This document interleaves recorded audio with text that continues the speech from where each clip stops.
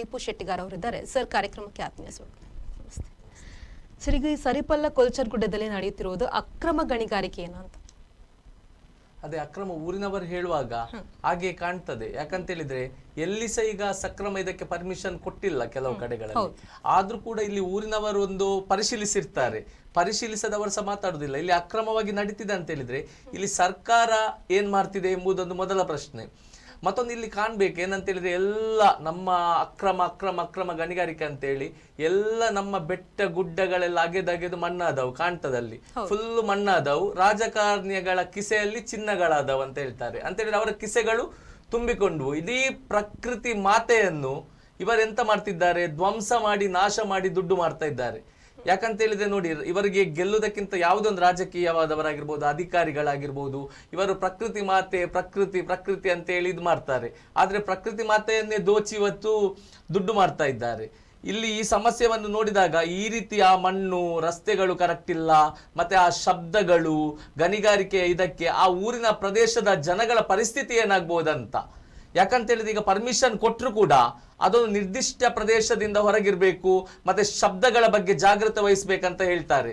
ಆದ್ರೆ ಇಲ್ಲಿ ಅದೆಲ್ಲ ಕಾಣ್ತಾ ಇಲ್ಲ. ಅಂತ ಹೇಳಿದ್ರೆ ಊರಿನವರಿಗೆ ಶಬ್ದಗಳಾಗ್ತಾ ಇದೆ, ಚರ್ಮ ರೋಗಗಳು ಬರ್ತಾ ಇದೆ ಅಂತ ಹೇಳಿದ್ರೆ ಯಾವುದ್ರ ಕಡೆಗೆ ಕೂಡ ಇವರು ಗಮನ ಕೊಡ್ತಾ ಇಲ್ಲ ಅಂತ ನನಗೆ ಅನಿಸ್ತಾ ಇದೆ. ಯಾವುದ್ರ ಕಡೆಗೆ ಕೂಡ ಇವರು ಗಮನ ಕೊಡ್ತಾ ಇಲ್ಲ ಅಂತ ಅನಿಸ್ತಾ ಇದೆ. ಇದು ನಿಜವಾಗಿ ಒಂದು ಮನಸ್ಸಿಗೆ ತುಂಬಾ ಒಂದು ಬೇಜಾರಾಗ್ತಿದೆ. ಯಾಕಂತ ಹೇಳಿದ್ರೆ ನೋಡಿ, ಇಲ್ಲಿ ನಾನು ನೋಡಿದ ಪ್ರಕಾರ ಈಗ ಒಂದು ಯಾವುದೇ ಒಬ್ಬ ರಾಜಕಾರಣಿ ವಿರೋಧ ಪಕ್ಷದಲ್ಲಿದ್ದಾಗ ಏನ್ ಹೇಳ್ತಾನೆ ಅಂತ ಹೇಳಿದ್ರೆ, ವಿರೋಧ ಪಕ್ಷದಲ್ಲಿದ್ದಾಗ ಅದು ಬಿಡಬಾರ್ದು, ಅದು ಅನ್ಯಾಯ, ಅದನ್ನು ತಡೆಗಟ್ಟಬೇಕು, ಹಾಗೆ ಹೀಗೆ ಹೇಳ್ತಾನೆ. ಅವರ ಅಧಿಕಾರಕ್ಕೆ ಬಂದ ಕೂಡಲೇ ಅದನ್ನು ಮರಿತಾರೆ, ಇವರೇ ಜೆಸಿಬಿ ಇಟ್ಕೊಂಡು ತಿರುಗ್ತಾರೆ. ಅದು ಒಂದು ಮುಖ್ಯ ಪರಿಸ್ಥಿತಿ. ಮತ್ತೇನಾಗಿದೆ ಗೊತ್ತಾ, ಇಲ್ಲಿ ಯಾವುದೇ ರಾಜಕೀಯ ಪಕ್ಷಗಳು ಅಧಿಕಾರಕ್ಕೆ ಬರಲಿ, ಈ ಕಲ್ಲು ಕೋರೆ ಆಗಿರ್ಬೋದು, ಮರಳು ಮಾಫಿಯಾ ಆಗಿರ್ಬೋದು, ಇದನ್ನು ನೋಡ್ಕೊಳ್ಳುವವರು ಒಬ್ಬರೇ ಇರ್ತಾರೆ. ಅವರು ಎರಡೂ ಪಕ್ಷದ ಅಧಿಕಾರಿಗಳಲ್ಲಿ ಆಗಿರ್ಬೋದು, ಎರಡೂ ಪಕ್ಷದ ರಾಜಕಾರಣಿಗಳಲ್ಲಿ ಒಳ್ಳೆ ರೀತಿಯಲ್ಲಿ ಇರ್ತಾರೆ. ಅವರಿಗೇನಾಯ್ತು, ಇವರು ರಾಜಕಾರಣಿಗಳು ಎದುರು ಹೋಗ್ಲಿಕ್ಕಿಲ್ಲ, ಅವರೇ ಹಣವನ್ನು ಸಂಗ್ರಹಿಸಿ ಇವರಿಗೆ ಕೊಡ್ತಾರೆ. ಆದ ಕಾರಣ ಊರಿನವರಿಗೆ ಏನಾಗ್ತಿದೆ, ಊರಿನವರ ಗೋಳು ಕೇಳದವರ ರೀತಿಯಲ್ಲಿ ಇವರು ಕುರುಡರಾಗಿ ಮತ್ತೆ ಕಿವುಡರಾಗಿದ್ದಾರಂತಲೇ ಹೇಳ್ಬಹುದು. ಈ ವಿಷಯದಲ್ಲಿ ಅಂದ್ರೆ ಅಧಿಕಾರಿಗಳು ಅಥವಾ ಭೂ ವಿಜ್ಞಾನ ಅಥವಾ ಗಣಿ ಇಲಾಖೆ ಅಧಿಕಾರಿಗಳು ವಿಫಲ ಆಗಿದ್ದಾರೆ ತಮ್ಮ ಜವಾಬ್ದಾರಿಯನ್ನು ನಿರ್ವಹಿಸೋದ್ರಲ್ಲಿ ಅಂತ. 100%. ಯಾಕೆ ನೋಡಿ, ಅಲ್ಲಿ ಫಸ್ಟ್ ಕಂಪ್ಲೇಂಟ್ ಇರುವುದು ಏನಂತ ಹೇಳಿದ್ರೆ ಚರ್ಮಕ್ಕೆ ಸಂಬಂಧಪಟ್ಟಂತ ರೋಗಗಳು ಬರ್ತಾ ಇದೆ, ಮತ್ತೆ ಶ್ವಾಸಕೋಶಕ್ಕೆ ಸಂಬಂಧಪಟ್ಟದ್ದು ಹೇಳಿದ್ರು. ಮತ್ತೆ ಅಲ್ಲಿ ರಸ್ತೆ ನೋಡ್ಬೋದು, ಅಲ್ಲಿ ಧೂಳು ನೋಡ್ಬೋದು, ಇದೆಲ್ಲ ಪರಿಶೀಲಿಸಬೇಕಲ್ಲ. ಅಲ್ಲಿ ಪೊಲ್ಯೂಷನ್ ಡಿಪಾರ್ಟ್ಮೆಂಟ್ ಆಗಿರ್ಬೋದು, ಮತ್ತೆ ಪರಿಸರ ಸಂರಕ್ಷಣಾ ಇಲಾಖೆ ಆಗಿರ್ಬೋದು, ಅವರು ಊರಿಗೆ ಹೋಗಿ ಯಾವುದೇ ಒಂದು ಕೆಲಸ ಆಗ್ಬೋದು, ಊರಿಗೆ ಹೋಗಿ ಊರಿನವರಿಗೆ ಎಂತ ಸಮಸ್ಯೆ ಇದೆ ಅಂತ ನೋಡ್ಬೇಕಲ್ಲ. ಫಸ್ಟ್ ಮನುಷ್ಯರಿಂದ ನೆಕ್ಸ್ಟ್ ಇದು ಯಾವ್ದು ಈ ಬಿಸ್ನೆಸ್ ಎಲ್ಲ. ಮನುಷ್ಯನಿಗೆ ತೊಂದರೆ ಆದ್ರೆ ಅಂತ ಬಿಸ್ನೆಸ್ ಗಳನ್ನು ನಿಲ್ಲಿಸಬೇಕಂತೇಳಿ ಆದೇಶ ಕೂಡ ಇದೆ. ಅಂತ ಆದೇಶವನ್ನು ಉಲ್ಲಂಘಿಸಿ, ಊರಿನವರ ಸಮಸ್ಯೆಯನ್ನು ಉಲ್ಲಂಘಿಸಿ ಈ ರೀತಿ ಮಾಡ್ತಾ ಇದ್ದಾರೆ ಅಂತ ಹೇಳಿದ್ರೆ ನಿಜವಾಗಿ ಇದಕ್ಕಿಂತ ಒಂದು ದೊಡ್ಡ ಭ್ರಷ್ಟ ವ್ಯವಸ್ಥೆ ಇಲ್ಲ. ಯಾಕಂತ ಹೇಳಿದ್ರೆ ರಾಜಕಾರಣಿಗಳಿಗೆ ಹೇಳಿದೆವು, ಮತ್ತೆ ಅಧಿಕಾರಿಗಳಿಗೆ ಹೇಳಿದೆವು, ಆದ್ರೂ ಯಾರು ಕ್ರಮ ಕೈಗೊಳ್ತಿಲ್ಲ ಅಂತ ಹೇಳಿದ್ರೆ ಆ ಭ್ರಷ್ಟಾಚಾರದ ದುಡ್ಡುಗಳು ಅವರ ಜೇಬು ಸೇರ್ತಿದೆ ಅಂತ ಅರ್ಥ. 100% ದುಡ್ಡು ಅವರ ಜೇಬು ಸೇರ್ತಾ ಇದೆ. ಅದರಿಂದ ಅವರು ಬಾಯಿ ಮುಚ್ಚಿ ಕುಳಿತಿದ್ದಾರೆ ಅಂತಲೇ ಹೇಳ್ಬಹುದು. ಇಲ್ಲದಿದ್ರೆ ಯಾರನ್ನಾದ್ರೆ ಊರಿನವರ ಸಮಸ್ಯೆ ಹೇಳಿದಾಗ ಆರೋಗ್ಯಕ್ಕೆ ಸಂಬಂಧಪಟ್ಟ ಸಮಸ್ಯೆ ಆಗ್ತಿದೆ, ಅದಕ್ಕೆ ಸಂಬಂಧಪಟ್ಟವರನ್ನಲ್ಲಿ ಕಳಿಸಬಹುದಲ್ಲ, ಯಾಕೆ ಕಳಿಸ್ತಾ ಇಲ್ಲ? ಅಥವಾ ಊರಿಗೆ ಭೇಟಿ ಕೊಡ್ಬಹುದಲ್ಲ, ಊರಿನವರ ಹತ್ರ ಭೇಟಿ ಕೊಟ್ಟು ಅದಕ್ಕೆ ಒಂದು ಸಮಾಲೋಚನೆ ಮಾಡಬಹುದಲ್ಲ. ಇವತ್ತು ಊರಿನವರು ಹೇಳ್ತಿದ್ದಾರೆ ನಾವು ನಾಳೆ ಲಾರಿಯನ್ನು ನಾವೇ ನಿಲ್ಲಿಸ್ತೇವೆ ಅಂತ ಹೇಳ್ತಿದ್ದಾರೆ. ಈ ಮಾಫಿಯಾದವರು ಲಾರಿ ನಿಲ್ಲಿಸ್ಲಿಕ್ಕೆ ಬಂದ್ರೆ ಅಡಿಗೆ ಹಾಕಿ ಹೋಗ್ತಾರೆ. ಪ್ರತಿಭಟನೆ ಎಚ್ಚರಿಕೆಯನ್ನ ಸ್ಥಳೀಯರು ನೀಡಿದ್ದಾರೆ. ಪ್ರತಿಭಟನೆ ಎಚ್ಚರಿಕೆ ಆದಾಗ ಮತ್ತೇನಾಗ್ತದೆ, ಪ್ರತಿಭಟನೆಗೆ ಎಚ್ಚರಿಕೆ ಆದಾಗ ಯಾರು ಮುಂದೆ ಲೀಡಿಂಗ್ ತಗೊಳ್ತಾರ ಅವರನ್ನು ಟಾರ್ಗೆಟ್ ಸಹ ಮಾಡ್ತಾರೆ. ಇದು ಮಾಫಿಯಾ, ನಿಮ್ಗೆ ಕೋರೆ ಮಾಫಿಯಾ ಆಗಿರ್ಬೋದು, ಮರಳು ಮಾಫಿಯಾ ಸಣ್ಣ ಮಟ್ಟದಲ್ಲ, ಅದು ದೊಡ್ಡ ಮಟ್ಟದ್ದು. ಈಗ ಕದ್ದು ಮುಚ್ಚಿ ನಡೆಸ್ತಾ ಇದ್ದಾರೆ ಅಂತ ಹೇಳಿದ್ರೆ ಅದು ನೆಕ್ಸ್ಟ್ ಯಾವ ರೀತಿಗೆ ಹೋಗ್ಬಹುದು ಅಂತ ಸಹ ಹೇಳಲಿಕ್ಕೆ ಆಗುದಿಲ್ಲ. ಯಾಕಂತ ಹೇಳಿದ್ರೆ ಹೋರಾಟ ಮಾಡ್ತೇನೆ ಅಂತ ಒಂದು ಹೇಳಿದ ಕೂಡಲೇ ನಮ್ಗೆ ಸಹ ಅನುಭವ ಇದೆ, ಕೆಲವು ಹೋದಾಗ ಅದು ಯಾವ ರೀತಿ ಆಗ್ತದೆ, ಡೀಲಿಂಗ್ಗಳಿಗೆ ಬರ್ತಾರೆ, ಬೇರೆ ಬೇರೆ ರೀತಿಯಾಗಿ ನಮ್ಮಲ್ಲಿ ಬರ್ತಾರೆ. ಅಂತ ಒಂದು ಪರಿಸ್ಥಿತಿಯನ್ನು ಎದುರಿಸಿ ಊರಿನವರು ಇವತ್ತು ನಿಲ್ಬೇಕಾಗಿದೆ. ಇವರು ಅಂದ್ರೆ ಈಗ ಸ್ಥಳೀಯರ ದೂರುಗಳಿದ್ರು ಕೂಡ ಜಿಲ್ಲಾಡಳಿತ ಸುಮ್ಮನೆ ಕೂತಿರೋದು ಯಾಕೆ ಅಂತ ನಿಮ್ಮ ಪ್ರಕಾರ? ನನ್ನ ಪ್ರಕಾರ ಸ್ಥಳೀಯರು ಇಷ್ಟು ದೂರು ಕೊಡ್ತಿದ್ದಾರೆ, ಸಮಸ್ಯೆ ಆಗ್ತಿದೆ ಅಂದ್ರೆ ಜಿಲ್ಲಾಡಳಿತ ಮೌನ ಇದೆ ಅಂತ ಹೇಳಿದ್ರೆ, ಒಂದು ಆಡಳಿತದ ಅಧಿಕಾರಿಗೆ ಅಲ್ಲಿ ಆ ಮಾಫಿಯಾ ನಡೆಸುವವನ ದುಡ್ಡು ಹೋಗ್ತಾ ಇದೆ, ಅಥವಾ ರಾಜಕಾರಣಿಗಳ ಒಂದು ಅಲ್ಲಿ ಅವರಿಗೆ ಕರೆ ಹೋಗಿ ಆ ಕಡೆ ಹೋಗ್ಬಾರ್ದು ಅಂತ ಹೇಳಿ ಒಂದು ಹೇಳಿದ್ದಾರೆ. ಇಲ್ಲದಿದ್ರೆ ಊರಿನವರು ಕಂಪ್ಲೇಂಟ್ ಕೊಟ್ಟ ಕೂಡಲೇ ಹೋಗ್ಬೇಕಲ್ಲ. ಊರಿನವರು ಕಂಪ್ಲೇಂಟ್ ಕೊಟ್ಟ ಕೂಡಲೇ ಅವರು ಗಮನ ಹರಿಸ್ತಿಲ್ಲ ಅಂತ ಹೇಳಿದ್ರೆ ಸಂಪೂರ್ಣವಾಗಿ ಇವರದ್ದು ನಿರ್ಲಕ್ಷ್ಯ. ಈ ನಿರ್ಲಕ್ಷ್ಯಕ್ಕೆ ಏನ್ ಮಾಡ್ಬೇಕು, ಊರಿನವರೆಲ್ಲ ಒಟ್ಟಾಗಿ ಪ್ರತಿಭಟನೆಯನ್ನು ಎಲ್ಲಿ ಮಾಡ್ಬೇಕಂತೇಳಿ ನಿಮ್ಮ ಊರಲ್ಲಿ ಮಾಡಿದ್ರೆ ಏನಾಗ್ತದೆ ಅಂತ ಹೇಳಿದ್ರೆ ಅದು ಗಮನಕ್ಕೆ ಬರುದಿಲ್ಲ. ನೀವು ಜಿಲ್ಲಾಧಿಕಾರಿಯ ಕಚೇರಿಗಳ ಎದುರ ಅಥವಾ ಸಂಬಂಧಪಟ್ಟಂತ ಮುಖ್ಯ ಅಧಿಕಾರಿಗಳ ಎದುರ ಮಾಡಿದ್ರೆ ಆಗ ಸ್ವಲ್ಪ ಗೋಚರಕ್ಕೆ ಬರ್ತದೆ. ಇಲ್ಲದಿದ್ರೆ ಏನಾಗ್ತದೆ, ಇದು ಒಂದು ಕಡೆ ಒಂದು ಗುಂಪಲ್ಲಿ ಗೋವಿಂದ ಆಗಿ ಒಂದು ಮೂಲೆಯಲ್ಲಿ ಹೋಗ್ತದೆ ಈ ಘಟನೆ.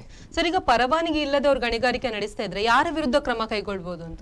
ಈಗ ನೋಡಿ, ಒಂದು ಪರವಾನಗಿ ಇಲ್ಲ ಅಂತ ಹೇಳಿದ ಕೂಡಲೇ ಮೊದಲು ಗಣಿ ಇಲಾಖೆಯಲ್ಲಿ ಬರಬೇಕು, ಅವರ ಲೈಸೆನ್ಸ್ ಅನ್ನು ಚೆಕ್ ಮಾಡಬೇಕು. ಅಂದ್ರೆ ಅಕ್ರಮ ಅಂತ ಹೇಳಿದ ಕೂಡ ಅದು ಪರ್ಮಿಷನ್ ಇಲ್ಲ ಅಂತ? ಹೌದಾ, ಗಣಿ ಇಲಾಖೆ ಬರಬೇಕು. ಗಣಿ ಇಲಾಖೆ ಬರ್ತಾ ಇಲ್ಲಲ್ಲ, ಇವರಿಗೆ ಗಣಿ ಇಲಾಖೆಗೆ ಇವರು ಊರಿನವರು ಮಾಹಿತಿ ಕೊಟ್ಟರು ಬರ್ತಾ ಇಲ್ಲ ಅಂತ ಹೇಳಿದ್ರೆ, ಈಗ ಬೇರೆ ಕಡೆ ಈಗ ಯಾವುದೇ ಒಂದು ಪ್ರದೇಶದಲ್ಲಿ ಕತ್ತಲೆಯಲ್ಲಿ ಯಾರಿಗೂ ಕಾಣದ ಜಾಗದಲ್ಲಿ ನಡೀತಿದೆ, ಅದರ ಲೆಕ್ಕ ಬೇರೆ. ಇಲ್ಲಿ ಕಾಣ್ತಾ ಇದೆ, ಊರಿನವರಿಗೆ ಸಮಸ್ಯೆ ಆಗ್ತಾ ಇದೆ, ಇಲ್ಲಿ ಗಣಿ ಇಲಾಖೆ ದಾರಿ ತಪ್ಪಿದೆ ಅಂತ ಹೇಳ್ಬಹುದು. ಗಣಿ ಇಲಾಖೆ ಅವರು ಹೋಗ್ತಾ ಇಲ್ಲ ಅಂತ ಹೇಳಿದ್ರೆ ಗಣಿ ಇಲಾಖೆ ಅವರು ಇದರಲ್ಲಿ ಶಾಮೀಲಾಗಿದ್ದಾರೆ ಅಂತ ಅರ್ಥ. ಗಣಿ ಇಲಾಖೆ ಹೋಗ್ತಾ ಇಲ್ಲ ಅಂತ ಹೇಳಿದ್ರೆ ಅವರಿಗೆ ಕಂಪ್ಲೇಂಟ್ ಕೊಟ್ಟ ಪ್ರತಿಯನ್ನು ಇವರು ಲೋಕಾಯುಕ್ತಕ್ಕೆ ಕಳಿಸಬೇಕು. ಯಾಕಂತೇಳಿ ಲೋಕಾಯುಕ್ತದಲ್ಲಿ ಒಳ್ಳೆ ಅಧಿಕಾರಿಗಳಿದ್ದಾರೆ, ಆ ವೀರಪ್ಪನಂತವರಂತ ಒಳ್ಳೆಯ ಒಂದು ಜನರಿದ್ದಾರೆ, ಅವರಿಗೆ ಒಂದು ಮನವಿಯನ್ನು ಕೊಟ್ಟು ಅವರ ಮೇಲೆ, ಲೋಕಾಯುಕ್ತದ ಮೇಲೆ ಕಂಪ್ಲೇಂಟ್ ಆಗಿ ಅವರನ್ನೇ ಒಳಗಾಕುವಂತ ಕೆಲಸ ಮಾಡ್ಬೇಕು ಅಕ್ರಮವಾಗಿದ್ರೆ. ಅಂದ್ರೆ ಇದೆಲ್ಲದರ ಹಿಂದೆ ರಾಜಕೀಯ ಅಥವಾ ಒಂದು ಸ್ಥಳೀಯ ಪ್ರಭಾವಿಗಳ ಕೈವಾಡ ಇರಬಹುದು. 100% ರಾಜಕೀಯದ ಕೈವಾಡ ಇಲ್ಲದೆ ಏನು ಮಾಡ್ಲಿಕ್ಕೆ ಆಗಲ್ಲ. ನಾನು ಹೇಳ್ತೇನೆ, ರಾಜಕಾರಣಿಗಳ ಪರ್ಮಿಷನ್ ಇಲ್ಲದೆ ಇಲ್ಲಿಂದ ಒಂದು ಇಡೀ ಮಣ್ಣು ಕೂಡ ಕೊಂಡೋಗ್ಲಿಕ್ಕೆ ಆಗುದಿಲ್ಲ. ಯಾಕಂದ್ರೆ ರಾಜಕೀಯದವರ ಪ್ರಾಬಲ್ಯದಿಂದಲೇ ಅಧಿಕಾರಿಗಳು ಧೈರ್ಯದಿಂದ ಏನು ಮಾಡಿದ್ರು ನಡೀತದೆ ಎಂಬ ಮನೋಭಾವದಿಂದ ಹೋಗ್ತಾರಂತ ನನ್ನ ಅನಿಸಿಕೆ. ಅದೀಗ ಪರಿಸರ ಸಂರಕ್ಷಣಾ ಇದು ಕಾನೂನುಗಳು ಕೇವಲ ಕಾಗದಕ್ಕೆ ಮಾತ್ರ ಸೀಮಿತ ಆಗಿದೆ. ಇಂಥ ಪರಿಸ್ಥಿತಿಯಲ್ಲಿ ಯಾವುದು ಯೂಸ್ ಆಗ್ತಿಲ್ಲ ಅಂತ. ಇದು ಕಾನೂನು ಹೇಗಿದೆ ನೋಡಿ, ಜೂನ್ 5ಕ್ಕೆ ಪರಿಸರ ದಿನ ಬರ್ತದೆ. ಎಲ್ಲಾ ರಾಜಕಾರಣಿಗಳು, ಅಧಿಕಾರಿಗಳು ಪರಿಸರವನ್ನು ರಕ್ಷಿಸಬೇಕಂತ ಎಲ್ಲ ಮರ ಗಿಡಗಳನ್ನೆಲ್ಲ ನಡ್ತಾರೆ, ಅಲ್ಲಲ್ಲಿ ಕ್ಲೀನ್ ಮಾಡ್ತಾರೆ, ಗಿಡಗಳನ್ನೆಲ್ಲ ನಡ್ತಾರೆ. ಅವರ ಜವಾಬ್ದಾರಿ ಕೇವಲ ಗಿಡ ನಡ್ತಾರೆ. ನಟ್ಟು 5 ತಾರೀಕಿಗೆ ಪರಿಸರ ದಿನಕ್ಕೆ ನಟ್ರಲ್ಲ, 6ನೇ ದಿವಸಕ್ಕೆ ಹೋಗಿ ಬೇರೆ ಕಡೆ ಮರ ಗಿಡಗಳನ್ನು ಕಡಿತಾರೆ ಅಂತ ಹೇಳಿದ್ರೆ ಇವರದು ಆ ದಿನಕ್ಕಷ್ಟೇ ಅವರ ಜವಾಬ್ದಾರಿ. ಮತ್ತೆ ಆ ಒಂದು ಇದಕ್ಕೋಸ್ಕರ ಯಾವುದೊಂದು ಪತ್ರದಲ್ಲಾಗಿರ್ಬೋದು, ಒಂದು ಇದರಲ್ಲಿ ಬರ್ದದಕ್ಕೋಸ್ಕರ ಅವರ ಒಂದು ಹವ್ಯಾಸ ರೂಢಿಗಳನ್ನು ಮಾಡ್ತಾರೆ ಇದ್ರಲ್ಲಿ ಹೊರತು ಇವರು ಯಾವುದೇ ರೀತಿಯ ಕ್ರಮಗಳನ್ನು ಇಲ್ಲಿ ತಗೊಳ್ತಾ ಇಲ್ಲ. ಕೇವಲ ಅಲ್ಲಿ ಅಂತಲ್ಲ, ಬೇರೆ ಬೇರೆ ಕಡೆಗಳಲ್ಲಿ ನಡೆಯುವಂತ ಇಂಥ ಘಟನೆಗಳನ್ನು ನೋಡಿದಾಗ ಈ ರಾಜಕಾರಣಿಗಳು ಇದರ ವಿರುದ್ಧ ಧ್ವನಿ ಎತ್ತದಿರುವುದು ನಿಜವಾಗಿ ತುಂಬಾ ಒಂದು ಬೇಸರ ತಂದಿದೆ ಈ ವಿಷಯದಲ್ಲಿ. ಈಗ ಸ್ಥಳೀಯರ ಒಂದು ಆರೋಗ್ಯ ಸಮಸ್ಯೆ ಇರ್ಬೋದು, ಚರ್ಮ, ಅವರು ಹೇಳಿದಾಗ ಹಿರಿಯರು ಒಬ್ರು ಹೇಳಿದ್ರು ಚರ್ಮ ರೋಗ ಆಗ್ತಾ ಇದೆ ಅಥವಾ ನಮ್ಗೆ ತೊಂದರೆ ಆಗ್ತಾ ಇದೆ, ಓಡಾಡಕ್ಕೆ ತೊಂದರೆ ಆಗ್ತಿದೆ. ಕೆಲವೊಂದು ಪರಿಸ್ಥಿತಿಗಳಲ್ಲಿ ಅಂತ ಒಂದು ಪರಿಸ್ಥಿತಿ ಇದ್ದಾಗ ಅವ್ರು ಯಾವ ರೀತಿ ಫೇಸ್ ಮಾಡ್ಬೇಕು ಅಥವಾ ಅದಕ್ಕೆ ಹೊಣೆ ಯಾರು ಅಂತ ನೋಡಿ. ಇವರಿಗೆ ಎಮರ್ಜೆನ್ಸಿ ಏನಾದ್ರು ಆದಾಗ ಅಂತ ಜಾಗದಲ್ಲಿ ಅವ್ರಿಗೆ ಓಡಾಡ್ಲಿಕ್ಕೆ ಕಷ್ಟ ಆಗ್ತಿದೆ, ರಸ್ತೆ ಸರಿ ಇಲ್ಲ ಅಂತ ಹೇಳಿದ್ರು. ನೋಡಿ, ಈಗ ಶ್ವಾಸಕೋಶಕ್ಕೆ ಸಂಬಂಧಪಟ್ಟ ಸಮಸ್ಯೆ ಆದ್ರೆ ಅಥವಾ ಎಂತ ರೋಗಗಳು ಬಂದ್ರೆ ಆಸ್ಪತ್ರೆಗೆ ಹೋದಾಗ ನಾವು ಇದನ್ನ ಹೇಳಲಿಕ್ಕೆ ಆಗ್ತದೆ, ಈ ಸಮಸ್ಯೆ ಇದೆ ಅಂತ ಹೇಳಿ ನಾವಲ್ಲಿ ಮೆಡಿಸಿನ್ ಕೊಟ್ಟು ಟ್ರೀಟ್ಮೆಂಟ್ ತೆಗೆದುಕೊಳ್ಬೇಕಾಗ್ತದೆ. ಹೊರತು ಅದಕ್ಕೆ ಪರಿಹಾರಕ್ಕೆ ಯಾರು ಬರುದಿಲ್ಲ. ಯಾಕಂತ ಹೇಳಿದ್ರೆ ಇವರು ಗಣಿಗೆ ಇದನ್ನೆಲ್ಲ ತೆಗೆದು ಕಲ್ಲುಗಳನ್ನೆಲ್ಲ ದೋಚಿ ಹೋಗಿ ಊರಿನವರಿಗೆ ರೋಗ ಬಂದ್ರೆ ಅದಕ್ಕೆ ಊರಿನವರೇ ಪರಿಹಾರ ಕಂಡುಕೊಳ್ಬೇಕಂತ ಹೊರತು ಮತ್ತೆ ಇವರು ಅದರ ಕಡೆ ಗೋಚರ ಖಂಡಿತ 100% ಮಾಡುದಿಲ್ಲ. ಯಾಕಂತ ಹೇಳಿ ಇಂಥ ದೊಡ್ಡ ಘಟನೆಗಳು ನಡೆದಾಗ ಅದರ ಕಡೆಗೆ ಗಮನ ಕೊಡದಿದ್ದವರು ನಾಳೆ ಆರೋಗ್ಯ ಸಮಸ್ಯೆ ಆಗ್ಲಿ, ಮಕ್ಕಳ ಯಾವುದೋ ಒಂದು ಸಮಸ್ಯೆಗಳಿಗಾಗ್ಲಿ ಇವರು ಖಂಡಿತ ಸ್ಪಂದಿಸುವುದಿಲ್ಲ. ಅದಕ್ಕೆ ಊರಿನವರು ಒಗ್ಗಟ್ಟಾಗಿ, ನಾನು ಹೇಳುದಷ್ಟೇ, ಊರಿನವರು ಒಗ್ಗಟ್ಟಾಗಿ ಅದಕ್ಕೆ ಯಾವೆಲ್ಲ ಕಂಪ್ಲೇಂಟ್ ಗಳನ್ನು ಕೊಟ್ಟಿದ್ದೀರಾ, ಅದು ಯಾಕೆ ನೀವು ಇದು ಕ್ರಮಗಳನ್ನು ಕೈಗೊಳ್ತಿಲ್ಲ ಅಂತ ಹೇಳಿ ಅದರ ವಿರುದ್ಧ ಊರಿನವರು ಹೋರಾಟಗಳನ್ನು ಮಾಡಿದ್ರಷ್ಟೇ ನಿಲ್ಲಿಸಬಹುದು. ಅದು ಸಹ ಕಾನೂನು ರೀತಿಯ ಹೋರಾಟಗಳನ್ನು ಮಾಡಿ. ಯಾಕಂತ ಹೇಳಿದ್ರೆ ಸ್ವಲ್ಪ ಕಾನೂನು ತಪ್ಪಿದ್ರೆ ಯಾವುದ್ರಲ್ಲಿ ನೆಗೆಟಿವ್ ಸಿಗ್ತದಂತ ನೋಡಿ ಇವರನ್ನೇ ನಾಳೆ ಒಳಗಾಕುವಂತ ಸಂಭವಗಳು ಕೂಡ ಇರ್ತದೆ ಈ ವಿಷಯದಲ್ಲಿ. ಸರ್, ಈಗ ನಮ್ಮ ಜೊತೆ ನೇರ ಮಾತುಕತೆಯಲ್ಲಿ ಸ್ಥಳೀಯರಾಗಿರುವಂತಹ ಅನೂಪ್ ಅವರಿದ್ದಾರೆ. ಸರ್, ನಮಸ್ತೆ. ಸರ್, ಈಗ ಅಲ್ಲಿ ಕೋಲ್ಚಾರ ಪ್ರದೇಶದಲ್ಲಿ ಅಕ್ರಮ ಗಣಿಗಾರಿಕೆ ಎಷ್ಟು ವರ್ಷಗಳಿಂದ ನಡೀತಾ ಇದೆ ಅಂತ? ಅದು ಮೊದಲು ಒಂದು ಕೋರೆ ನಡೀತಾ ಇತ್ತು, ಒಂದು 4-5 ವರ್ಷದಿಂದ. ಮತ್ತೆ ಈಗ ಇನ್ನೊಂದು ದೊಡ್ಡ ಕೋರೆ ಸ್ಟಾರ್ಟ್ ಆಗಿದೆ, ಅದು ಒಂದು 2 ವರ್ಷದಿಂದ ನಡೀತಾ ಉಂಟು. ಹಾಗೆ ದಿನಾಲು ಒಂದು 30-40 ಟ್ರಿಪ್ ಗಾಡಿ ಹೋಗ್ತಾ ಉಂಟು ನಮ್ಮ ಮನೆ ಮುಂದೆಗಡೆನೆ. ಅಂದ್ರೆ ಯಾವ ರೀತಿ ಸಮಸ್ಯೆ ಆಗ್ತಿದೆ ಸರ್ ನಿಮ್ಮ ದಿನನಿತ್ಯದ ಜೀವನಕ್ಕೆ? ಯಾವ ರೀತಿ ಇದರಿಂದ ಸಮಸ್ಯೆ ಆಗ್ತಾ ಇದೆ? ನಮ್ಗೆ ಬೇಸಿಗೆ ಕಾಲದಲ್ಲಿ ರೋಡಲ್ಲಿ ಫುಲ್ ಧೂಳು, ಹೊಂಡ ಧೂಳು. ಮಳೆಗಾಲದಲ್ಲಿ ನೀರು ಎಲ್ಲ ಆ ಕಡೆ ಈ ಕಡೆ ಹೊಂಡ ಹೋಗಿ ಅವರದ್ದು ದೊಡ್ಡ 6 ವೀಲ್ ಗಾಡಿ ಎಲ್ಲ ಹೋಗ್ತದೆ. ನಮ್ಮ 2 ವೀಲರ್ 3 ವೀಲರ್ ಎಲ್ಲ ಹೋಗ್ಲಿಕ್ಕೆ ತುಂಬಾ ಕಷ್ಟ ಆಗ್ತದೆ. ಈಗ ನಮ್ಗೆ ಮನೆಗಳಿಗೆ ಕೆಳಗೆ ಆಟೋ ಸಮೇತ ಇಳಿಯುವುದಿಲ್ಲ, ಅಲ್ಲಿ ಆಟೋದವರು ಮೇಲೆ ನಿಲ್ಲಿಸಿ ಹೋಗ್ತಾರೆ. ಮತ್ತೆ ಈ ಧೂಳಿಂದ ಮಕ್ಕಳಿಗೆಲ್ಲ ಡಸ್ಟ್ ಎಲ್ಲ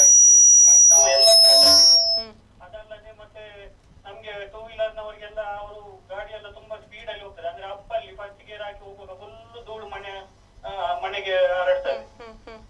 ಮತ್ತೆ ಹುಲ್ಲು ನಮ್ಮ ದನಕರು ಎಲ್ಲ ಮೇಯ್ಲಿಕ್ಕೆ ದನಕರುಗಳ ಆಚೆ ಕರ್ಕೊಂಡೆಲ್ಲ ಹೋಗ್ತಿದ್ದೆ ಹಾಗೆ ಗುಡ್ಡೆಗೆಲ್ಲ. ಅದೆಲ್ಲ ಯಾವ್ದು ಈಗ ಆಗ್ತಾ ಇಲ್ಲ. ಸರಿ, ಎಲ್ಲ ಸಮಸ್ಯೆಗಳು ಎದುರಾಗ್ತಿದೆ.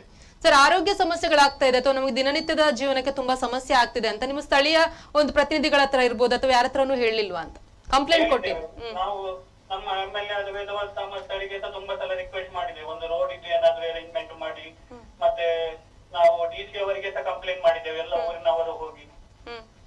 ಮತ್ತೆ ನಮ್ಮ ಕಾರ್ಪೊರೇಷನ್ ಅವರಿಗೆ ಸೇರಿದೆ, ಅವರು ಸಹ ಇಂಜಿನಿಯರ್ ಎಲ್ಲ ಬಂದು ನೋಡಿದ್ದಾರೆ. ಈಗ ಬೆಳಿಗ್ಗೆ 4:00 ಅವತ್ತು ಸ್ಟಾರ್ಟ್ ಆಗ್ತದೆ ಇದು ಶಬ್ದ, ಮಿಷಿನ್ ರನ್ ಆಗುದು, ಕಲ್ಲು ಕಟ್ ಮಾಡುವ ಮಿಷಿನ್ ರನ್ ಆಗುದು. ಸಂಜೆ 7:30 ತನಕ ಕಂಟಿನ್ಯೂ ರನ್ ಇರ್ತದೆ. ಅಂದ್ರೆ ರಾತ್ರಿ ಹೊತ್ತು ಕೂಡ ಈ ಗಣಿಗಾರಿಕೆ ನಡೀತದ ಅಲ್ಲಿ?